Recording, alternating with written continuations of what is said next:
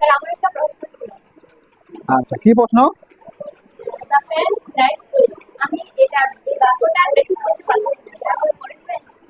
The pen rights well, এই বাক্যটা passive করতে হবে, এটা তুমি পারো না। আচ্ছা, তোমরা কি কেউ পারবা? তাহলে করে দেবো নাকি? ঠিক আছে। দ্য পেন রাইটস ওয়েল, এই বাক্যটা আসলে ভয়েস দেখতে সহজ মনে হলো, আর কিন্তু কঠিন আছে। এটা কিন্তু আসলে একটা কোয়াসিভ প্যাসিভ ভয়েস, নাম শুনছি আমরা।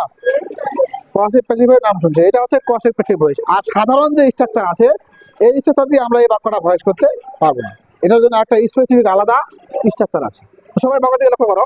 এই বাক্যটা প্যাসিভ করলে প্রথমে এর অ্যাক্টিভের যে সাবজেক্ট, প্যাসিভ হলো তাই সাবজেক্ট থাকবে। তাহলে এখানে হবে দা পেন, তারপরে এটা প্রেজেন্ট লিমিটার, তাই না?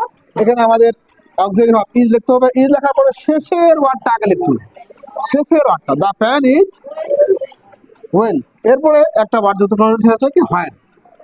দা pen is well when, when দেওয়ার পরে আবার প্রথম বাক্যের সাবজেক্ট কি একটা প্রোনাউন ফর্ম হবে। তো দা পেনের প্রোনাউন হচ্ছে ইট। দা পেন ইজ ওয়েল হোয়েন, ইটের পরে আবার একটা কি অক্সিলারি ভার্ব লাগবে। অক্সিলারি ভার্বটা হলো প্রথমে যেটা আমরা লিখছি সেটাই। এরপর হচ্ছে ভি3, রাইটের ভিতরে কি রিটেন।